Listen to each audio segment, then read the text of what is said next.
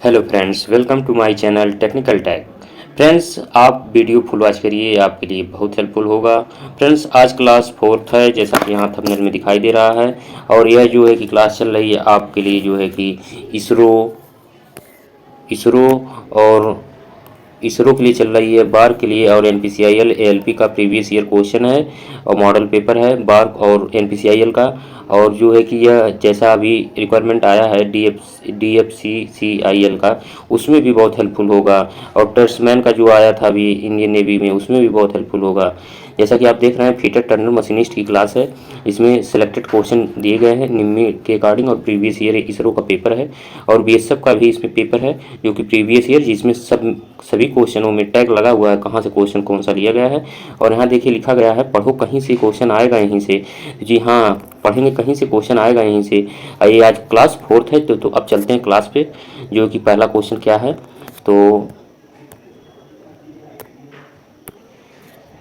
तो जैसा कि यहाँ देख रहे हैं आप, क्वेश्चन एक आ गया, शो हो रहा है। तो इसरो बार NPCIL ALP का क्लास फोर्थ है। ये DFCIL जो कि रिक्वायरमेंट निकली है इस समय, DFCCIL का, उसमें भी जो कि ये जो कि इसी सेलेक्टेड क्वेश्चन से आएंगे। ये बहुत हेल्पफुल होगा आपके लिए ये वीडियो। और जितने क्वेश्चन दिए गए हैं सब में यहाँ टैग लगाया गया है कि कहाँ से कौन सा क्वेश्चन लिया गया। ये सब क्वेश्चन जितने कहीं ना कहीं पूछे जाते हैं एग्जाम में, तो इसीलिए कह रहे हैं कि जो कि आप फुल वीडियो वॉच करिए और स्किप मत करिए। और अच्छी लगे वीडियो तो चैनल सब्सक्राइब, लाइक और शेयर जरूर करिएगा। तो अब चलते हैं क्वेश्चन पे, क्या पूछा जा रहा है। पहला क्वेश्चन, जैसा कि यहाँ पूछा जा रहा है पहले क्वेश्चन में कि फीलर गेज का क्या प्रयोग हुआ है। ठीक, तो यहाँ पूछा जा रहा है फीलर गेज का क्या प्रयोग। ये क्वेश्चन BSF 15 अक्टूबर 2013 में पूछा गया है। या इसमें ए ऑप्शन पूछा जा रहा है सतह का खुरदरापन नापते हैं। वो बी में दिया गया है कि वर्क पीस का अर्धव्यास नापते हैं। सी में समायोजित भागों के बीच अंतर जांचने के लिए। डी में जो है कि छिद्र की परिशुद्धता नापने के लिए। तो कौन सा ऑप्शन इसमें सही है? ऑप्शन नंबर, जैसा कि यहाँ आप देख रहे हैं, फिलर गेज का फिगर भी लगाया गया जिससे आप कोई डाउट ना हो। यह देखिए यहाँ पर फिलर गेज का लगाया गया है फिगर, तो इसके बारे में भी हम बता देते हैं कैसा होता है। क्या यहाँ पर जैसा आप देख रहे हैं ऐसा ही होता है फिलर गेज। और जो इसके बारे में और भी क्या क्या है, इसे जो है कि फिलर गेज का इसका जो ऑप्शन सही है वो देखिए सी सही है। ठीक, इसे समायोजित भागों के बीच अंतर जांचने के लिए किया जाता है। ठीक, जांचने के लिए किया जाता है प्रयोग। अच्छा, इसमें क्या क्या खूबी है इस फिलर गेज में, जो है कि इसे थिकनेस गेज या क्लियरेंस गेज भी कहते हैं, ये भी पूछा जाता है। अच्छा, BIS के अनुसार यह 7 सेटों होते हैं। ये जो होते हैं इसकी पत्तियां, इस पर सभी पत्तियों पे जो है देख रहे हैं आप कि यहाँ पर ये नंबर लिखा गया है। हर एक पत्ती की थिकनेस लिखी गई है MM में, 0.3, 0.35, 0.4, 0 mm। अच्छा, इसमें जो यहाँ पर लिखा गया 6 mm, यहाँ देखिए 6 mm 00 हाइज टैग दिया गया है।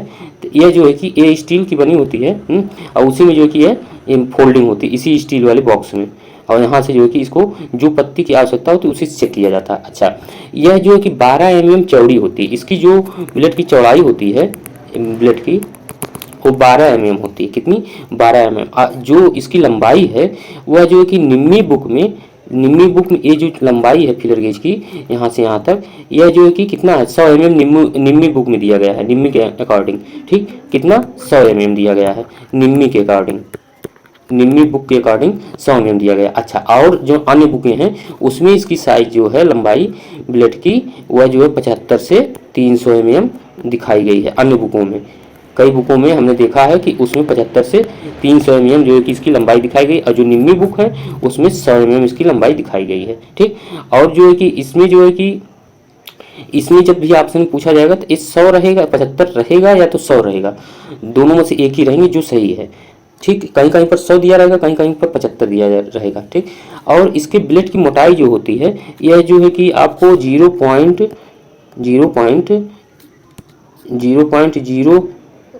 mm से यह इसकी 1 mm तक होती है। कितनी? 1 mm तक होती है इसकी ब्लेड की मोटाई। तो ये जो है कि क्वेश्चन का ऑप्शन नंबर सी सही है, जैसा कि आपने देखा। और आपको भी पता है फिलर गेज का उपयोग 2 मैचिंग पार्टों के बीच में चेक करने के लिए किया जाता है गैप को।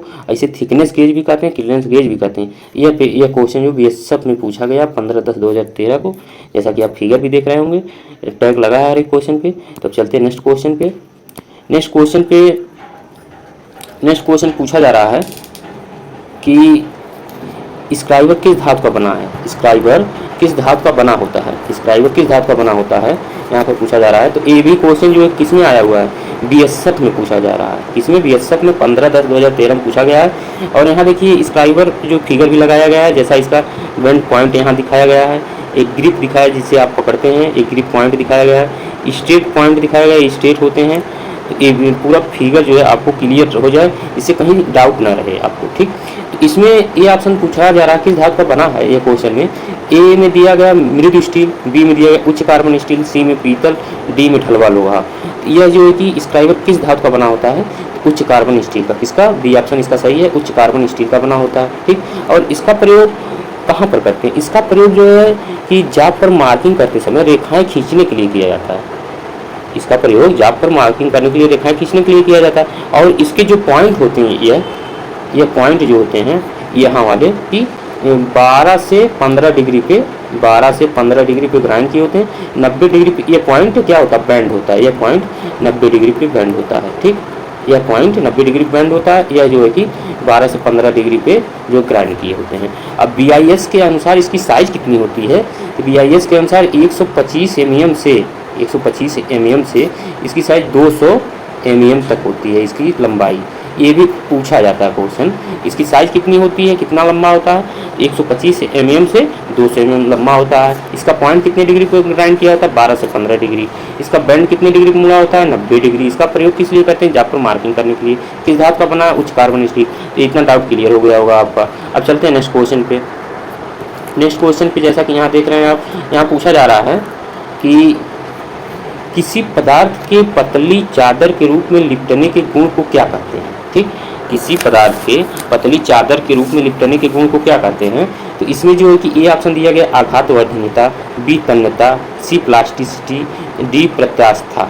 तो इसमें आपको ही पता है आघातवर्धनीयता जो होती है, ए ऑप्शन सही है। कौन सा, ए ऑप्शन सही है।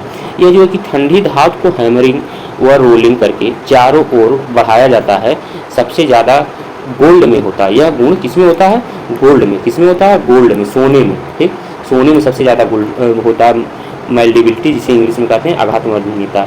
अच्छा, जो बी ऑप्शन है, यह जो है कि यह इस गुण के कारण क्या होता है, इसके गुण के कारण तार बनाए जाते हैं। क्या, तार, क्या बनाए जाते हैं, तार बनाए जाते हैं, ठीक। और जो सी प्लास्टिसिटी जो है, एक इसका क्या उद्देश्य है, इसका उद्देश्य यह है जिसके कारण इस पर दाब, ताप अथवा दोनों का ही प्रभाव डालकर इसे निश्चित आकारों में बदला जाता है, तो उसे जो है कि क्या है, प्लास्टिसिटी कहते हैं। क्या कहते हैं, प्लास्टिसिटी।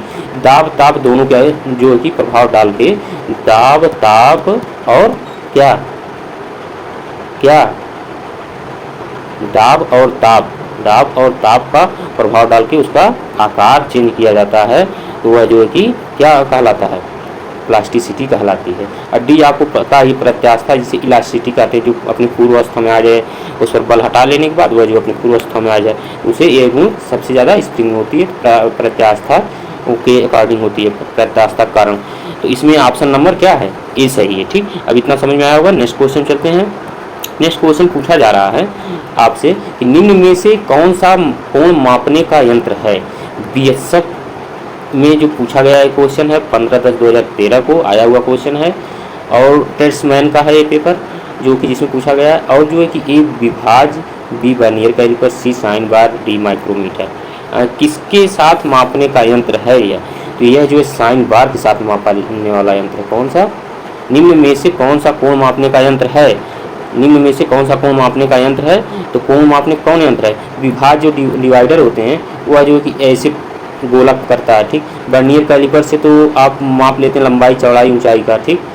बाहरी माप, आंतरिक माप और गहराई तीनों मापते हैं वर्नियर कैलिपर। माइक्रोमीटर से जो है कि एक माइक्रोमीटर से एक ही माप ले सकते हैं, जैसे कि लंबाई मापना है तो बाहरी माप लेना है तो बाहरी माप ही मापेंगे, आंतरिक माप लेना है तो आंतरिक के लिए दूसरा माइक्रोमीटर चाहिए। और कोण मापने के लिए साइन बार का प्रयोग करेंगे हम। तो साइन बार जो है कि यहाँ पर देखिए, यहाँ पर दिखाया गया है कि साइन बार का यूज भी दिखाया गया है यहाँ। तो जैसा कि आप देख रहे होंगे फिगर में, तो फिगर अब दिखाई दे रहा होगा अच्छे से। जैसा यहाँ पर देखिए साइन बार यह है आपका, यहाँ से यह साइन बार है, ठीक। और यह स्लिप गेज है, क्या है, यहाँ से यहाँ तक ये स्लिप गेज लगाए गए हैं, ठीक।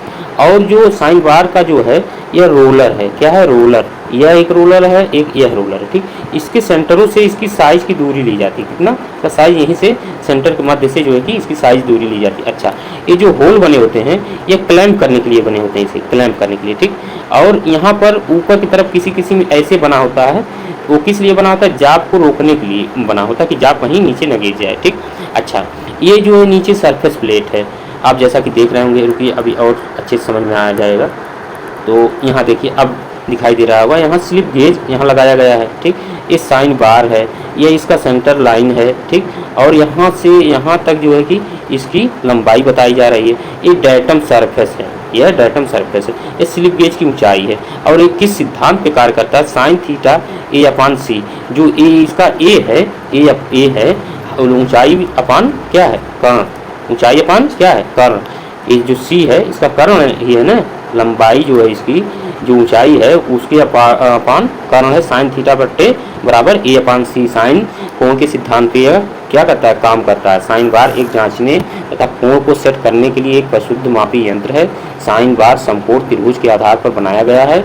यह स्टेबलाइज्ड क्रोमियम स्टील की बनी होती है। इसका size 100 mm, 200 mm, 250 mm, 500 mm BIS के अनुसार पाए जाते हैं, ठीक। तो इतना आपको समझ में आएगा। इसका ऑप्शन नंबर सी सही है और फिगर भी जैसा भी यहाँ पर लगाया गया है। अब चलते हैं नेक्स्ट क्वेश्चन पे। नेक्स्ट क्वेश्चन पूछा जा रहा है, यहाँ पर भी देखिए फिगर लगाया गया है आपके लिए, ठीक। अब यहाँ पर भी पूछा जा रहा है आपसे कि माइक्रोमीटर का कार्यकारी सिद्धांत क्या है। माइक्रोमीटर का कार्यकारी सिद्धांत क्या है, परिकलन है सिद्धांत, परिकलन सिद्धांत है, नट और बोल्ट है कि ए व बी दोनों है, उपरोक्त में से कोई नहीं। तो इसमें देखिए माइक्रोमीटर तो लगाया गया है यहाँ पर फिगर, तो यहाँ इसका कौन सा किस सिद्धांत पे कार्य करता है, बी ऑप्शन इसका सही है। कौन सा, नट और बोल्ट के सिद्धांत पे यह कार्य करता है, नट और बोल्ट के सिद्धांत पे यह कार्य करता है। अच्छा, माइक्रोमीटर यहाँ लगाया गया है तो आपको इसके पार्ट भी क्लियर अब हो गए होंगे, जैसा कि यहाँ पर फिगर में लगाया गया है। ये देखिए रेसेट स्टाफ है, ठीक, यहाँ पर ये रेसेट स्टाफ लगा है। ये थंबनेल है, यहाँ से लेके थंबनेल कहाँ तक है, यहाँ तक है, यहाँ पर जो बेवल घेरे तक है यहाँ तक ये थंबनेल है, ठीक। थंबनेल स्केल कहते हैं, थंबनेल स्केल। और ये देखिए स्लीव है, स्लीव का ये चाहे बैरल का ये, ठीक। ये क्लैंप है, लॉकिंग स्क्रू जो कहते हैं वो क्लैंप है। ये स्पेंडल है और यह एनविल है, टंगस्टन कार्बाइड यहाँ पर लगे होते हैं इसके पॉइंट पे, तो ये एनविल है। और जो है कि फ्रेम ये है, फ्रेम जैसा कि आप देख रहे हो, फ्रेम पे जो है कि क्या है, इसके साइज लिखे होते हैं और कंपनियों का नाम लिखे होते हैं, किस रेंज में जो है कि माइक्रोमीटर यह है। जैसा कि यहाँ आपको दिखाई भी दे रहा होगा 0.25 से जो है कि 0 से 25 mm तक जो है कि इसका साइज है, 0 mm से 25 mm इसका साइज है माइक्रोमीटर का। और इसका लिस्ट काउंट भी मेंशन किया गया है 0.01 mm। और किस कंपनी का, मी टू टोया कंपनी का ये फ्रेम पर प्रदर्शित किया गया है, ठीक। तो इतना तो आपको क्लियर हो गया होगा। और यह जो नट बोल्ट के सिद्धांत पे कार्य करता है, इसका लिस्ट काउंट भी यहाँ मेंशन है 0.01 mm। ऐसे अगर माइक्रोन में जहाँ पूछेंगे कि माइक्रोन में कितना होता है इसका लिस्ट काउंट, तो माइक्रोन में इसका लिस्ट काउंट 10 माइक्रोन होता है। कितना, 10 माइक्रोन। माइक्रोन का सिंबल ये होता है, माइक्रोन 10 माइक्रोन होता है, ठीक। अब नेक्स्ट क्वेश्चन चलते हैं। नेक्स्ट क्वेश्चन नंबर 6 में पूछा जा रहा है, किसी पदार्थ द्वारा खरोच या गड्ढा बनाने की प्रतिरोध का कारण क्या है। प्रतिरोध का कारण क्या है, आघातवर्धीयता, ये तो होगा नहीं, ये तो अभी पीछे क्लास में जो है कि पिछले क्वेश्चन में जो कि हम बताए हैं, ठीक। टेनासिटी बी ऑप्शन दिया गया है, ठीक। फिर सी में प्रत्ययनता दिया गया, ये तो होता ही नहीं, कोई जो कि गुण नहीं होता किसी में प्रत्ययनता। कठोरता, यह जो है ऑप्शन नंबर इसका डी सही है। अच्छा, टेनासिटी किस लिए होता है, टेनासिटी यहाँ टेनासिटी बचा और कठोरता, तो कठोरता तो आपको पता चल गया कि जो पदार्थ के जो है कि खरोच या गड्ढा बनाने के प्रति प्रतिरोध का कारण क्या है, ठीक। तो वह जो है कि किसके कारण, कठोरता के कारण प्रतिरोध करना। अच्छा, बी ऑप्शन जो टेनासिटी है, यह धातु का वह गुण है जिसमें बल लगाने पर धातु बिना टूटे खिंचाव को सहन कर सके, उसे टेनासिटी कहते हैं। क्या कहते हैं, टेनासिटी कहते हैं। जो धातु का वह गुण है जिसमें बल लगाने पर धातु बिना टूटे खिंचाव को सहन कर सके, उसे टेनासिटी कहते हैं। तो इसमें जो है कि ये टेनासिटी का हो गया। अब जो ऑप्शन नंबर इसमें डी सही है, ठीक, कठोरता। अच्छा, यह जो क्वेश्चन किसमें पूछा गया, बीएसएफ में आया हुआ है। अच्छा, नेक्स्ट क्वेश्चन चलते हैं। क्वेश्चन नंबर 7 में पूछा जा रहा है कि मीट्रिक चूड़ियों का कोण क्या है। ये भी BSF में पूछा गया। तो ए ऑप्शन 30 डिग्री, बी में 60 डिग्री, सी में 55 डिग्री, डी में 47.5 डिग्री। मीट्रिक का कितना होता है? 60 डिग्री होता है। कितना? 60 डिग्री। ऐसे कैसे लिखते हैं मीट्रिक चूड़ियों को? यम जैसे 18 mm का है थ्रेड का डाया, तो यम 18 लिख देंगे। कितना? यम 18 लिख देंगे। तो यह इससे प्रदर्शित होता है कि क्या है? मीट्रिक थ्रेड है। इस पर क्या कौन सा? मीट्रिक चूड़ियों का ये बोल्ट है, जिस भी चीज़ पर यम लगा हुआ है उतने का, जो कि 18 का लगा है, तो 18 मान लीजिए बोल्ट है 18 mm का, तो ये बोल्ट की साइज 18 mm और यह जो कि इस पर मीट्रिक चूड़ी बनी हुई। अच्छा, इनका जो क्रस्ट होता है वह चपटा होता है, इसका जो मीट्रिक चूड़ियों का, और रूट क्या होता है? गोल होता है। और इसकी गहराई भी पूछी जाती है कि मीट्रिक थ्रेड की गहराई कितनी होती है पिच की, तो वह जो चूड़ी की गहराई जो होती है 0.6134 इंटू पी होती है। कितनी?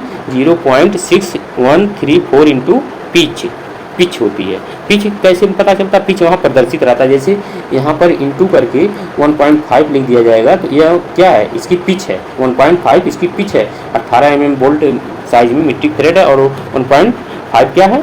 पिच है। अब पिच इसकी जो है कि यहाँ पर मल्टीपल हो जाएगा तो इसकी गहराई निकल आएगी। ठीक। अच्छा, इसमें जो 55 डिग्री है यह किसका होता है? यह जो किसका होता है? BSW का होता है। किसका? BSW का, BS सब का। इनका जो है कि कितना थ्रेड को होता है? अब इसमें जो है कि इसका कितना होता है? BSW और BSF में, BSW और BSF का जो है कि इसका जो कि गहराई कितनी होती है? वह जो होती है 0.6403 इंटू पिच। क्या? पिच। अच्छा, अब यहाँ डी में दिया गया है डी की 47.5 डिग्री, तो 47.5 डिग्री किसका होता है? बटरस थ्रेड का। किसका होता है? बटरस थ्रेड का। ये इसमें पूछा गया क्वेश्चन एक बार कि सबसे ज़्यादा गहराई किसकी होती है? बटरस थ्रेड की। इसकी कितनी गहराई होती है? इसकी होती है 0.75 इंटू पिच होती है। कितनी? 0.75 इंटू पिच। तो इसकी जो गहराई कितनी है? बटरस थ्रेड की सबसे ज़्यादा गहराई होती है 47.5 डिग्री को होता है। और इसका ये भी पूछा जाता है ये कहाँ प्रयोग किया जाता है? तो ये buttress thread quick release vice में प्रयोग किया जाता है। किसमें? क्विक रिलीज वाइस में। अच्छा, ये जो इसका ऑप्शन कौन सा सही है? इसमें ऑप्शन नंबर बी सही है, 60 डिग्री। मीट्रिक का 60 डिग्री होता है। ठीक। अब नेक्स्ट क्वेश्चन चलते हैं। नेक्स्ट क्वेश्चन पूछा जा रहा है कि छैनी किस धातु की बनती है? छैनी किस धातु की बनती है? मृदु स्टील, स्टेनलेस स्टील, उच्च कार्बन स्टील, एल्युमिनियम। तो किसकी बनी होती है? यह जो कि उच्च कार्बन स्टील की बनती है। किसकी? उच्च कार्बन स्टील की। अच्छा, जो हाई कार्बन स्टील का बना होता है यह कास्ट स्टील का भी बनाया जाता है और टूल स्टील की बनती है। ठीक। और इसकी बॉडी षष्ठभुज या अष्टभुज आकार की होती है। यह पूछा जाता है कि छैनी का आकार क्या होता है? तो षष्ठभुज या अष्टभुज आकार में बनी होती है। अच्छा, इसका कटिंग एज जो है लगभग 25 से 35 mm तक क्या होता है? छैनी का जो कटिंग एज होता है ऐसे होता है। तो इसका जो एक कटिंग एज होता है इतना। ठीक। यह जो है कि कटिंग एज जो इतना होता है यह 25 से 35 mm तक होता है कटिंग एज। ठीक। और यह हीट ट्रीटमेंट किया होता है। अच्छा, जाप को काटने और उस पर से आवश्यक माल हटाने के लिए छैनी का प्रयोग किया जाए। किसके लिए? जाप को काटने और उस पर आवश्यक अति आवश्यक जो अनावश्यक माल होता है, जो फाइल से न रेत पाए, बहुत ज़्यादा मटेरियल हो, हेक्सा से न कट पाए, तो उसके हाई स्पॉट को जो है कि छीलने के लिए किसका प्रयोग किया जाता है? यह जो कि छैनी का प्रयोग किया जाता है, जिससे उसको पूछा जा सके, साफ किया जा सके, या तो धातु को काटने के लिए किया जाता है। ठीक। तो इसका ऑप्शन नंबर सी सही है। ठीक। नेक्स्ट क्वेश्चन चलते हैं। नेक्स्ट क्वेश्चन पे जैसा कि यहाँ दिखाया गया है, सामान्य ड्रिल के लिए पॉइंट कोण क्या होता है? ये BSF में पूछा गया है। ये क्वेश्चन नंबर 9 है। इसमें सामान्य ड्रिल का पॉइंट एंगल पूछा जा रहा है। तो A option 60 degree, B 108, C 118, D 135। तो यह जो है कि कितना होता है सामान्य ड्रिल का? 118 डिग्री। कितना होता है? 118 डिग्री। अच्छा, इसमें देखिए ड्रिल भी यहाँ पर प्रदर्शित किया गया है। ये देखिए सैंक है, यह फ्लूट्स है, कटा हुआ है। ठीक। ए भी फ्लूट्स है, ए भी फ्लूट्स है, ए भी फ्लूट्स है। ठीक। अच्छा, इसका नॉमिनल डायमीटर जो होता है यहाँ पर मेंशन किया गया है, यहाँ से यहाँ। अच्छा, इसका पॉइंट, ड्रिल का पॉइंट जो होता है यहाँ पर दिखाया गया है। ठीक। और ड्रिल का पॉइंट ए भी दिखाया जा रहा है, यहाँ से इतना होता है ड्रिल का पॉइंट एंगल। अच्छा, यहाँ पर ड्रिल पॉइंट लेंथ यहाँ दिखाया गया है, जितना दूर ग्राइंड होता है। तो जैसा कि आपको अब ये जो कि ड्रिल बिट भी क्लियर हो गया होगा कैसा होता है, कि यहाँ क्या इसका पार्ट है। इसका ऑप्शन नंबर कौन सा सही है? सी ऑप्शन सही, 118 डिग्री होता है। अच्छा, अब नेक्स्ट क्वेश्चन चलते हैं। नेक्स्ट क्वेश्चन पूछा जा रहा है कि हथौड़े के किस भाग में डंडा लगाते हैं, हथौड़े किस भाग में डंडा लगाते हैं, अग्रभाग में, पेन में, कपोल पर या आई होल में, किस में डंडा लगाते हैं, हैंडल, इसे क्या कहते हैं, हैंडल कहते हैं।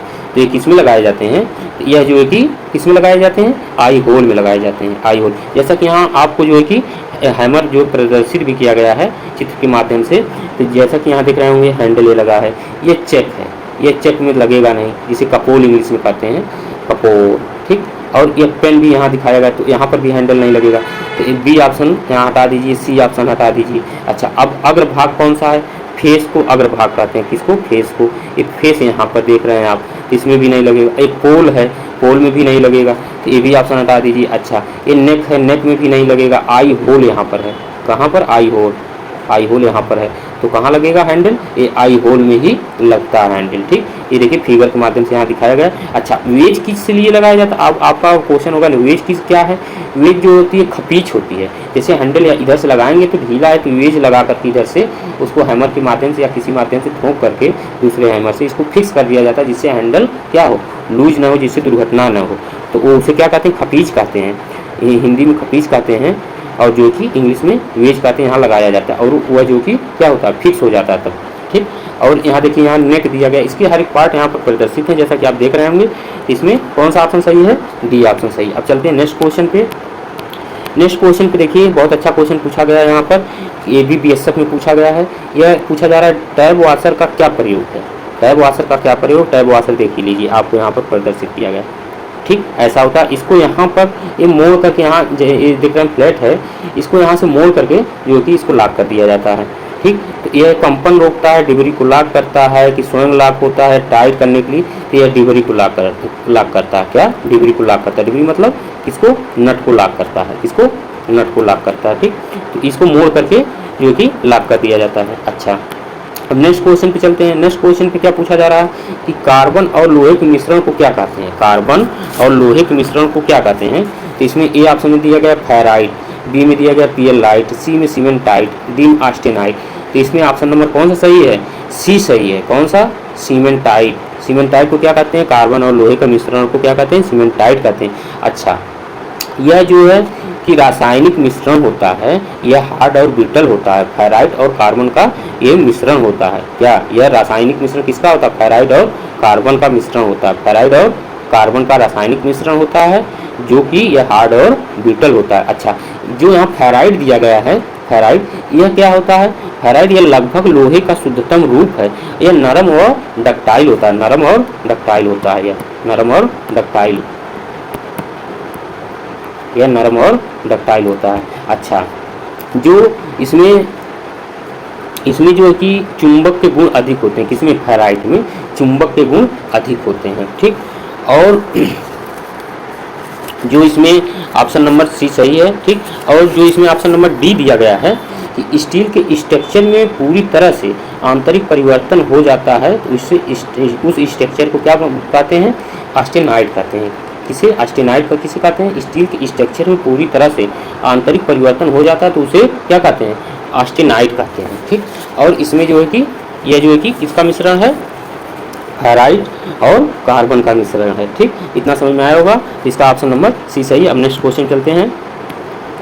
नेक्स्ट क्वेश्चन में आपको भी चित्र जैसा कि यहाँ दिखाया गया है कि चित्र के माध्यम से पूछा जा रहा है यहाँ पर क्वेश्चन में कि भी ब्लॉक की नलिका का अंतर्वष्ट कोण इंक्लूडेड एंगल हमेशा कितना होता है। तो यहाँ चित्र लगा करके आपको हमने जो दिखाया कि कौन सा एंगल होता है, कि ये भी ब्लॉक का कौन सा नलिका का अंतर्विष्ट कोण होता है।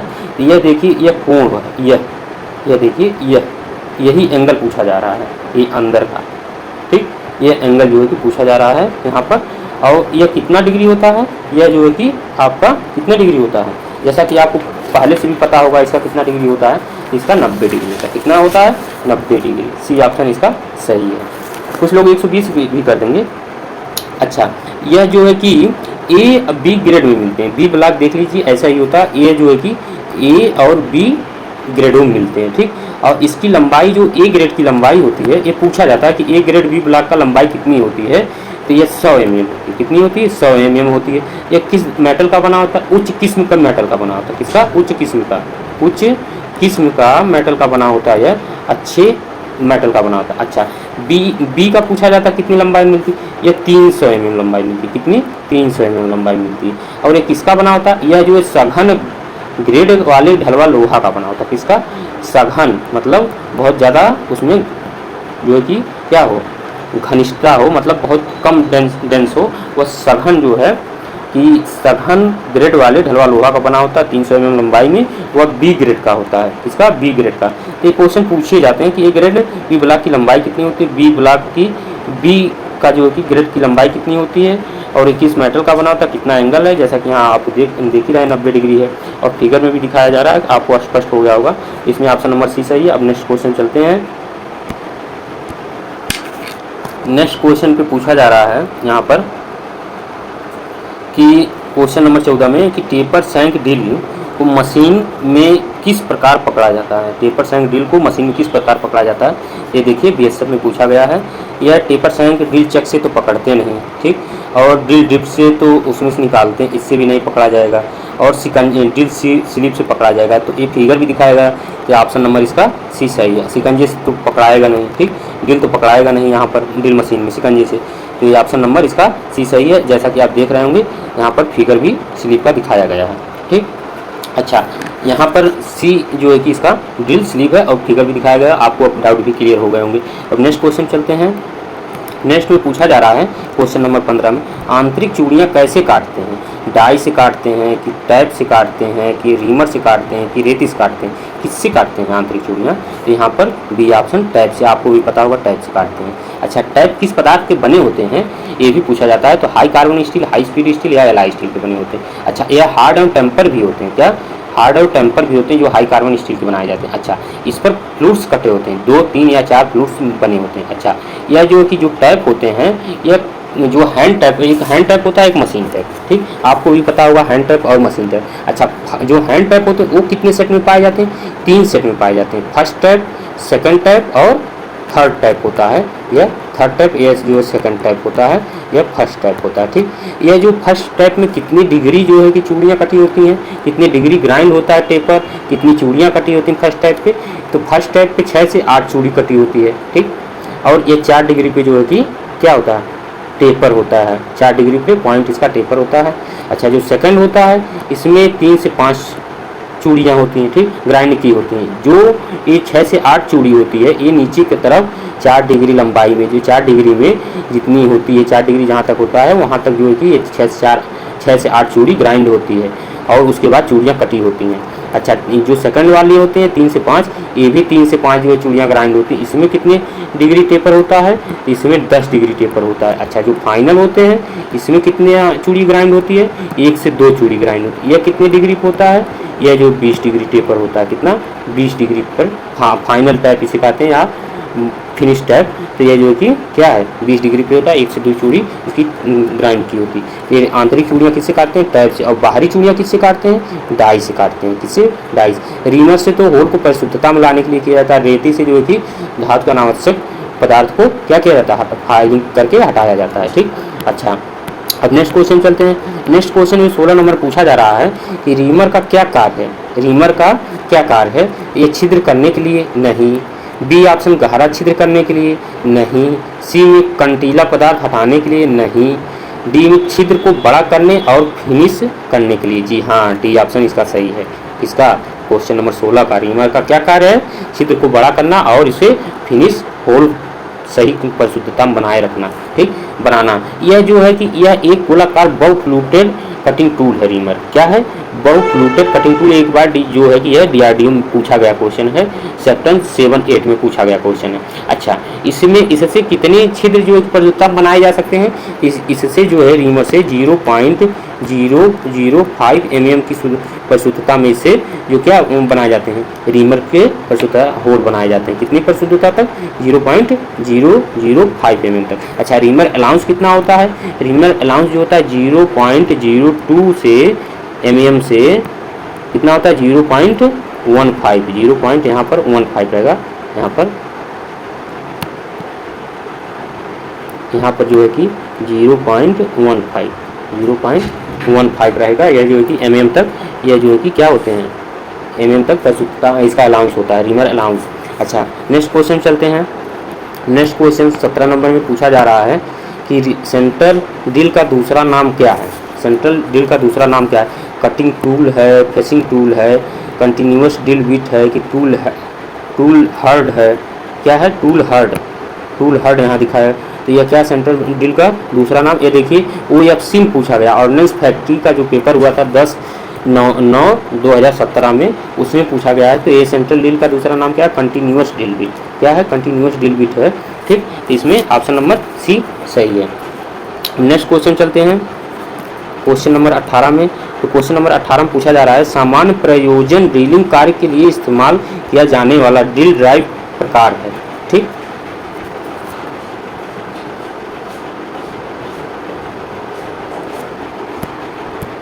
कौन सा ड्रिल ड्राइव प्रयोग किया जाता है? तो इसमें कौन सा प्रयोग किया जाता है? एस टाइप प्रयोग किया जाता है कि एस टाइप की, आर टाइप की, एन टाइप? कौन सा प्रयोग किया जाता है? N type. सामान्य के लिए कौन सा? N type. इसमें जो होता है कि इसमें हेलिक्स एंगल जो है यस सामान्य वाले में, एन टाइप में, वह जो है कि 10 से कितना होता है? ग्राइंड किया होता है हेलिक्स एंगल 10 डिग्री से 13 डिग्री। ठीक, और आर टाइप होता नहीं। ठीक, और जो है कि यस टाइप जो है यह जो कि हार्ड मेटल के लिए होता है, हार्ड धातुओं के लिए होता है। ठीक, यह जो कितना होता है? 13 डिग्री से 16 डिग्री। कितना होता है? 13 डिग्री 16 डिग्री। यस टाइप कितने डिग्री? ए सॉफ्ट और नर्म धातुओं के लिए होता है। इसमें कितना होता है? इसमें यह जो है कि यस टाइप वाले में, यस टाइप वाले में होता है 35 डिग्री से 40 डिग्री। ठीक, और यस टाइप वाले में कितना होता है? 13 से 16, 13 से 16 डिग्री। एन टाइप वाले में कितना होता है? 10 से 13 डिग्री, 10 से 13 डिग्री। और यह जो है कि किसके लिए होता है? सामान्य धातु के लिए होता है। अच्छा, लो कार्बन स्टील के लिए। और जो यस टाइप होता है यह हार्ड धातुओं के लिए होता है, यह हार्ड धातुओं के लिए होता है। और जो यह यस वाला है यह सॉफ्ट धातुओं के लिए होता है। किसके लिए? सॉफ्ट धातुओं के लिए, मुलायम धातुओं। अच्छा, फ्लूइड्स जिस कोण पर बने होते हैं उसे ही क्या कहते हैं? हेलिक्स कोण कहते हैं। और जो ड्रिल पर जो फ्लूइड्स बने होते हैं तो वह किस पर बने होते हैं? हेलिक्स एंगल पर बने होते हैं, उसी को क्या कहते हैं? हेलिक्स कोण कहते हैं। अच्छा, नेक्स्ट क्वेश्चन चलते हैं। नेक्स्ट क्वेश्चन पूछा जा रहा है कि बेंच वाइज का जबड़ा प्लेट किससे बना होता है? ये भी देखिए ऑर्डिनेंस फैक्ट्री में पूछा गया 10/9/2017 को। ठीक, यहाँ पर बेंच वाइज भी दिखाई गई है। इसके जो है कि जबड़ा पूछा जा रहा है तो बॉडी इसकी कास्ट आयरन की बनी होती है, जैसा आपको पता भी है। इसमें ए ऑप्शन नहीं होगा।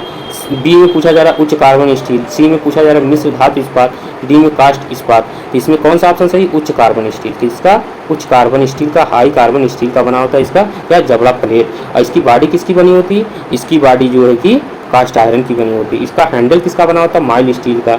इसका जो है कि स्पेंडल किसका होता है? माइल्ड स्टील का। और जो इसके बॉक्स नट होते हैं वो गन मेटल या ब्रोंज के बनाए जाते हैं। ठीक, तो इसमें जो देखिए पार्ट भी दिखाया गया, फिक्स जा है, विथ जा प्लेट है, हार्ड जा है, जो जा प्लेट है, मूवेबल जा है, स्पेंडल है, और यहाँ पर देखिए हैंडल भी यहाँ दिखाया गया है कि हैंडल है। अच्छा, इसकी जो साइज़ की चौड़ाई होती है ये देखिए यहाँ पर भी मेंशन किया जा रहा है। यह जो है कि इसकी यहाँ से यहाँ तक इसकी साइज़ ली जाती है वाइस की। इसकी यहाँ से चौड़ाई से, जा प्लेट की लंबाई से वाइस की चौड़ाई से इसकी साइज ली जाती है। ठीक, वाइस के अगर पूछा जाएगा वाइस की जा से की चौड़ाई से ली जाती है? हाँ, चौड़ाई से ली जाती। अच्छा, जा प्लेट की लंबाई से ली जाती है? जी हाँ, जा प्लेट की लंबाई से ली जाती है। इसमें दोनों में अंतर है। तो ये जो है कि आपको अब ये डाउट क्लियर भी हो गया होगा। देखिए यहाँ जो होता है ये जा है। ठीक, ये जा की चौड़ाई है, ये इसकी लंबाई है।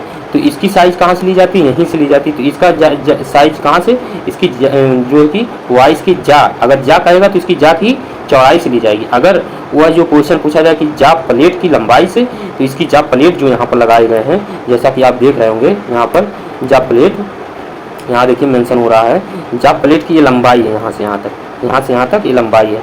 तो यह जो है कि क्या है? जा वाइस की साइज इससे भी ली जाती है। ठीक, अक्सर कर क्वेश्चन ये दोनों डाउट रहते हैं सबको, तो आज डाउट भी आपका क्लियर हो गया होगा। तो ये जो कि 19 का 20 सही है। अब नेक्स्ट क्वेश्चन चलते हैं। क्वेश्चन नंबर 20 में पूछा जा रहा है कि निम्न में से कौन सा अलौह धातु है? ठीक, ये जो कि ऑर्डिनेंस फैक्ट्री में पूछा गया इस डेट में, निम्न में से कौन सा अलौह धातु? तो आपको भी पता है मृद इस्पात है कि कास्ट लोहा है कि उच्च कार्बन इस्पात है कि तांबा है। ये सब में जो कि इस्पात है, कार्बन और आयरन है, सब में तीनों में। सिर्फ ये डी ऑप्शन जो है कि इसमें तांबा है, तांबा।